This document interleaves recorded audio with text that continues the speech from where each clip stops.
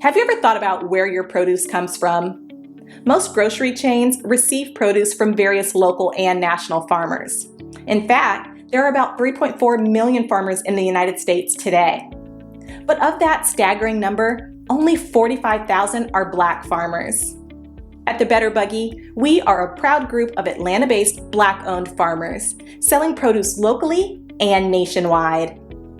Our easy-to-navigate online platform makes it easy for you to make a one-time purchase or to simplify your life by subscribing to our weekly produce box. Whichever frequency you choose, you can order with confidence, knowing you'll receive 100% organic farm-fresh produce.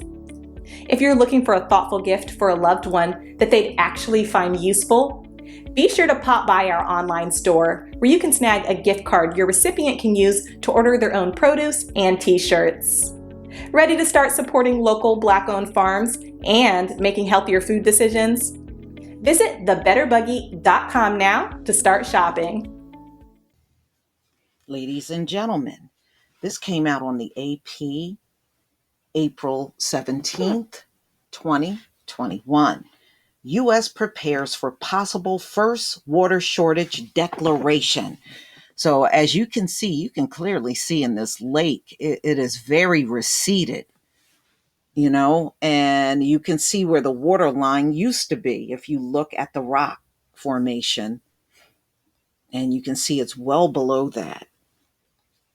So the man-made lakes that store water supplying millions of people in the West, the US West, and Mexico are projected to shrink to historic lows in the coming months, dropping to water levels that could trigger a federal government's first ever official shortage declaration and prompt cuts in Arizona and Nevada. The U.S. Bureau of Reclamation released a 24-month projection this week forecasting that less Colorado River water will cascade down to the Rocky Mountains through Lake Powell and Lake Mead and into the arid deserts of the U.S. Southwest and the Gulf of California. Water levels in the two lakes are expected to plummet low enough for the agency to declare an official shortage for the first time, threatening the supply of Colorado River water that growing cities and farms rely on. It comes as climate change means less snow impact flows into the river. And, so they're talking about also with the hot temperatures coming. So, droughts are always, I don't think I've ever lived through no drought at all. It's always been some kind of drought in the US somewhere. Always. So I don't think that more water, river water, is coming, but they're saying the hot weather will evaporate the water as it streams through the drought plagued American West. The agency's model, Project Lake Mead, will fall below 1,075 feet for the first time in June 2021. So it's not that far off. That's the level that prompts a shortage declaration under agreements negotiated by 7 states that rely on Colorado River water: Arizona, California, Colorado, Nevada, New Mexico, Utah, and Wyoming. The April projections, however, will not have a binding impact. Federal officials regularly issue long-term projections, but those that are released they said they do these projections, and the projections are released in August to make decisions about how to allocate river water. If projections don't improve, then the Bureau of Reclamation will declare a level 1 shortage condition. The cuts will be implemented in January. So Arizona, Nevada, and Mexico have voluntarily given up water under a drought contingency plan for the river signed back in 2019. A shortage declaration would subject the two U.S. states in their first mandatory reductions.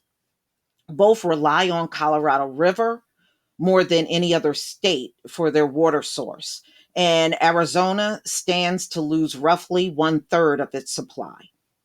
The water agency officials say they're confident their preparation measures, including conservationists, are seeking out alternative resources. It would allow them to withstand cuts if the drought lingers as expected. Mm-mm-mm. Wow. So the study, while significant, is not a surprise. It reflects the impact of the drying and warming conditions across the Colorado River basin this year, as well as the effects of a prolonged drought that has impacted the Colorado River water supply. Officials from Arizona Department of Water Resources and Central Arizona Project said in a joint statement. In Nevada, the agency that supplies water to most of the state has constructed straws to draw water from further down the river Mead into a Lake Mead. So I guess they got all types of contingency plans, but if this thing is going to be at a level in June 2021 where they're going to have to do a declaration. How much rain is this area getting? Because just looking at something like this, it's telling me y'all don't get much rain. I mean, I'm aware of the deserts and everything out there, but this had to start happening years ago. You don't get at you when you look at this picture, you don't get at this level, in just a few years. This probably was going on for decades. Just looking at this, it had to be. All right. So, to prepare for a future with less water, the Bureau has spent 10 years replacing parts of five of the dams and turbines, 17 turbines that rotate to generate power. Lynn Schilling, dam manager with the Bureau, said the addition of the wide head turbines allow the dam to operate more efficiently at lower water levels.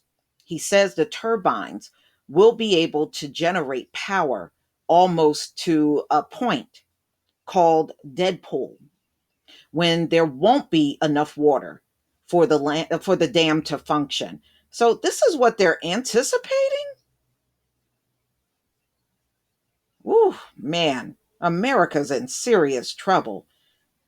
So you got the western part of the nation that may be in a lot of trouble, y'all, starting in June 2021. Mm-mm-mm. But I'm not surprised. You know, all of these things are going to happen and they're going to escalate. These folks, their time is up.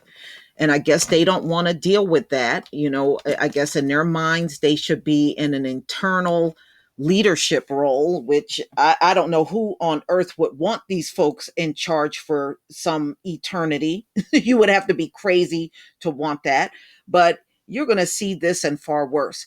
In fact, I just saw I believe it was a typhoon that hit the Philippines, and they said it hit the Philippines at record number 190 miles an hour, which they said is the highest in recorded history. And it's the first to happen before May 1st. Usually that's when their season starts for, all the typhoons. Well, it already hit them at 190 miles an hour, and you see it's ahead of April 1st. And this is why they're telling us to anticipate an early hurricane season, and the season will end later than expected.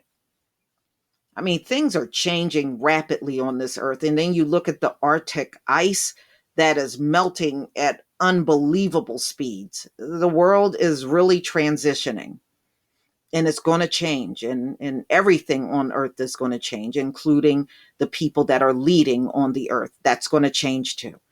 And these things must happen in order for us to reach the next level on this planet. We're not going to reach it with these folks in charge. We're not. Look at everything that's happening. This is a man-made dam.